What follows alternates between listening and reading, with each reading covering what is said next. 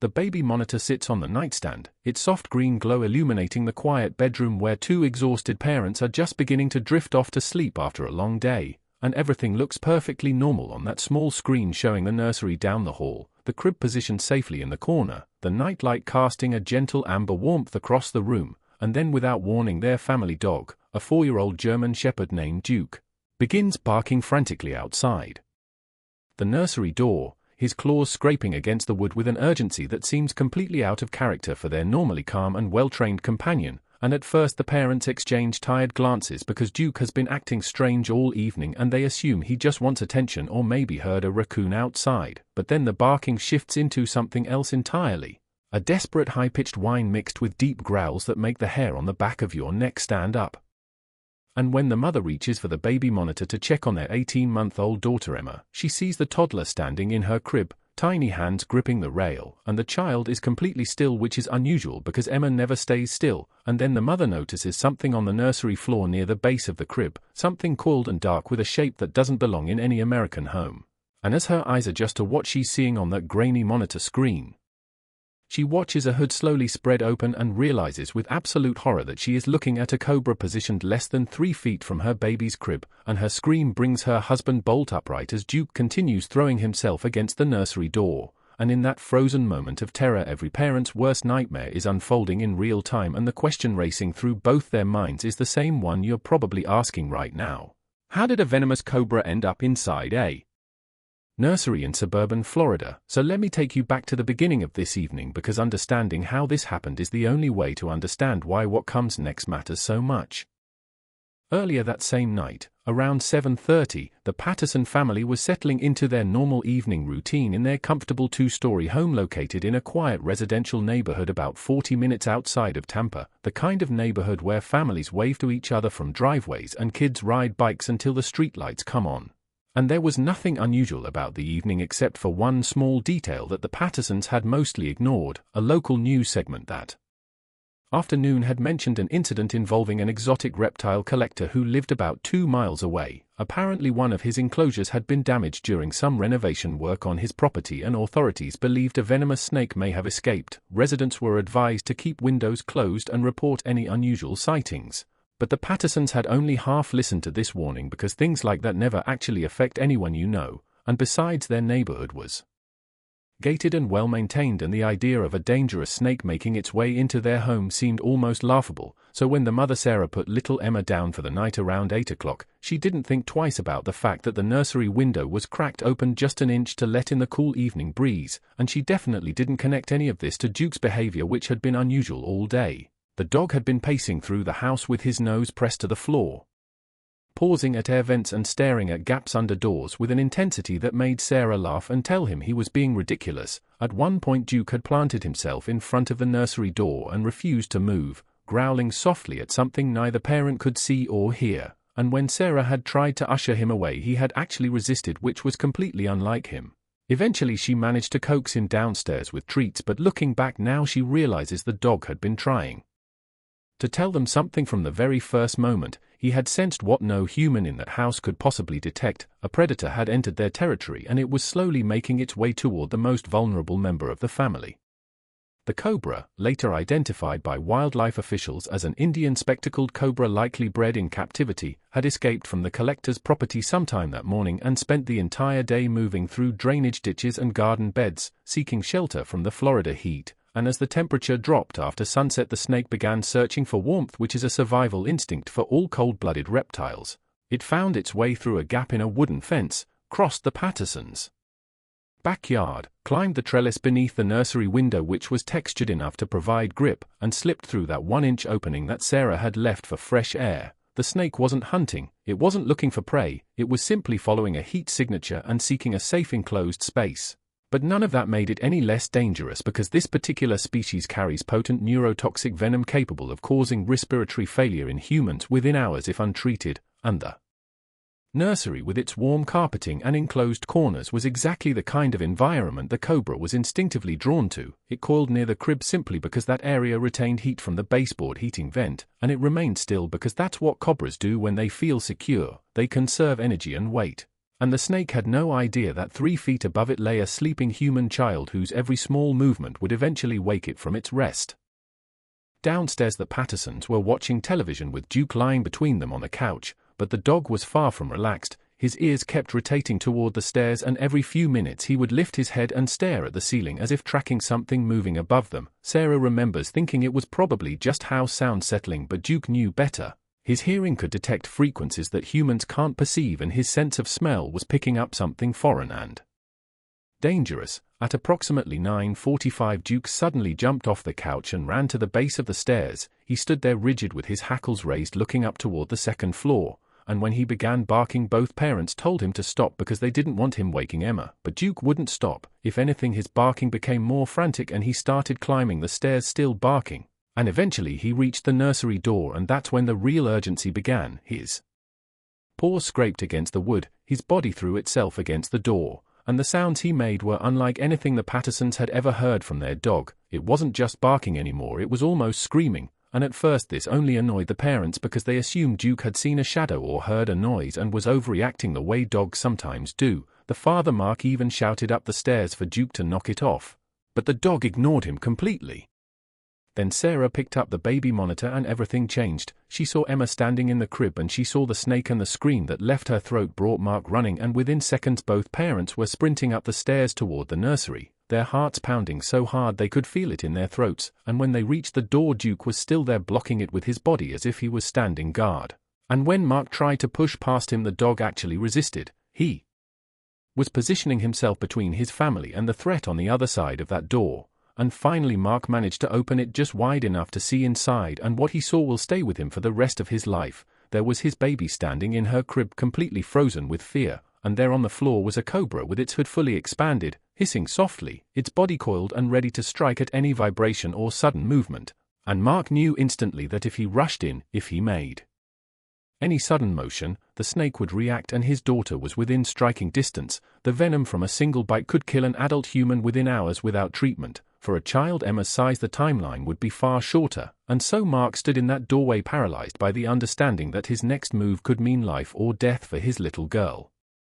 Sarah was behind him, crying and begging him to do something, and Duke was beside him, pushing forward, and the cobra was watching all of them now, its tongue flicking out to taste the air, reading the chemical signatures of these large creatures that had suddenly appeared. And cobras are not aggressive by nature, but they are extremely defensive when they feel threatened. This one had nowhere to retreat, and it was surrounded by perceived threats.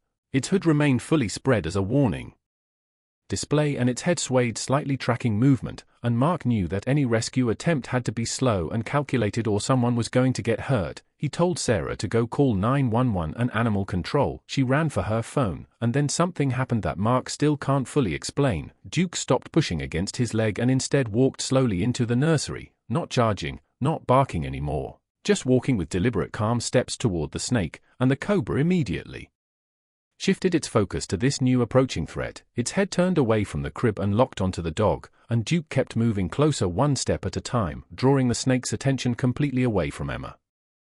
Mark didn't waste the opportunity. While the cobra was focused on Duke, he began moving along the far wall of the nursery toward the crib. He grabbed a thick blanket from the rocking chair as he passed it, thinking he could use it as a shield or a distraction if needed, and his eyes never left the snake. The cobra was now fully focused on Duke, who had stopped about 4 feet away from it and was holding position, not attacking, just staring. And the standoff between dog and snake created just enough of a window for Mark to reach the crib, but as he extended his arms toward Emma, the toddler squealed and reached back for him, and that small sound was enough to break the standoff. The cobra struck toward the noise, and Duke lunged in the same instant, intercepting the snake's strike with his own body. The dog's jaws snapped toward the cobra's midsection, and the snake struck again, this time making contact somewhere on Duke's neck or shoulder.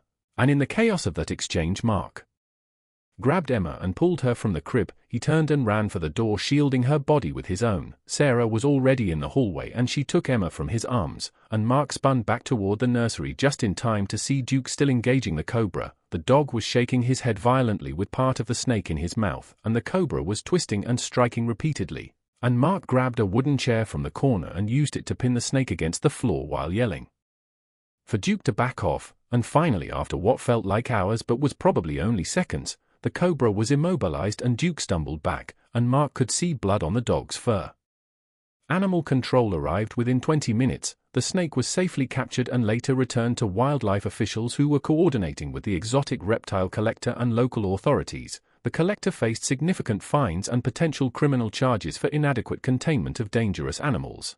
But none of that mattered to the Pattersons in that moment because they were racing to the emergency veterinary hospital with Duke bleeding in the back seat of their car. The veterinarian who treated Duke explained that he had received at least one confirmed bite to the neck area. Cobra venom is neurotoxic, which means it attacks the nervous system and can cause paralysis including respiratory failure, but Duke's size worked in his favor. He was a large healthy dog and the amount of venom injected in a defensive strike is often less than in a full predatory bite. They started him on intravenous fluids and supportive care immediately. The next 12 hours would be critical. Meanwhile, Emma was examined at the hospital and found to be physically unharmed. Doctors explained to the Pattersons exactly how close they had come to catastrophe. If that cobra had struck Emma instead of Duke, the venom would have caused rapid swelling at the bite site followed by difficulty breathing, drooping eyelids, muscle weakness, and potentially complete respiratory paralysis within hours. For a toddler, the progression could be even faster, and even with antivenom treatment, which would have had to be specially sourced since it's not commonly stocked, there could have been permanent damage. The doctors used words like miracle and seconds mattered, and the Pattersons sat there holding their sleeping daughter and crying because they understood finally exactly what Duke had done. In the waiting room of the veterinary hospital that night, Mark sat with his head in his hands replaying every moment of the evening. He thought about Duke growling at the vent early in the day. He thought about the dog pacing and sniffing and trying to get into the nursery. He thought about how they had both dismissed it as typical dog drama. They had ignored every single warning their dog had tried to give them. Duke had sensed the danger long before any human in that house had any idea. Something was wrong. His instincts had picked up on the presence of a predator, and he had spent the entire day trying to communicate that threat to his family. And when his warnings were ignored, he didn't give up. He positioned himself at the nursery door and refused to leave. And when the moment came and the threat revealed itself, Duke didn't hesitate. He walked into that room knowing a venomous snake was waiting, and he drew its attention to himself to give his family time to escape. That's not training. That's not obedience. That's something deeper than humans fully understand. And Mark wept in that waiting room because he realized his dog had been willing to die for his daughter, and they had called him dramatic.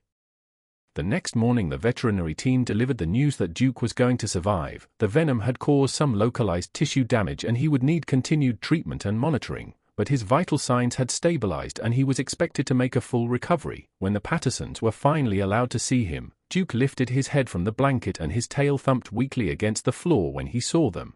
Emma reached out her small hand toward him and said what sounded like puppy, and Duke licked her fingers, and Sarah knelt down beside the kennel and pressed her forehead against the wire and whispered words that every pet owner hopes they never have to say in circumstances like these. You saved her, you saved our baby, thank you, and Duke just rested his head back down with that calm expression he always wore, no need for recognition or praise, just content to be near his family again, still protective, still watchful, even from inside a recovery kennel. The Pattersons brought Duke home 3 days later. The nursery had been professionally cleaned and inspected, every window was now sealed, every vent covered with secure mesh, and the family had installed additional security measures throughout the house. But the biggest change wasn't physical, it was the way they looked at Duke now. When he paced or sniffed or growled at something they couldn't see, they paid attention.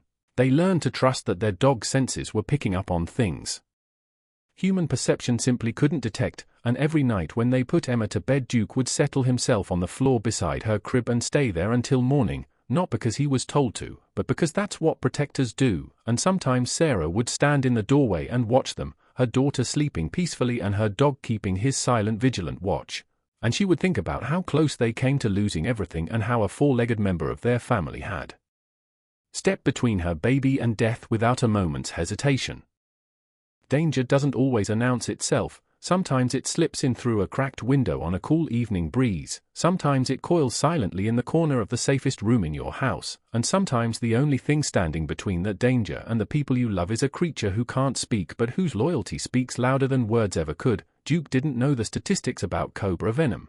He didn't understand the medical consequences of what he was facing. All he knew was that something dangerous was near his family and he was going to stop it, and that kind of love, the kind that moves toward danger instead of away from it, that's something worth honoring. So I have to ask you, do you believe dogs can sense danger before we ever see it? Because after hearing this story I certainly do, and if you have someone in your life who trusts their dog like family, who treats their pet as the protector and companion they truly are, share this story with them because they'll understand exactly why what Duke did that night mattered more than words can ever fully capture.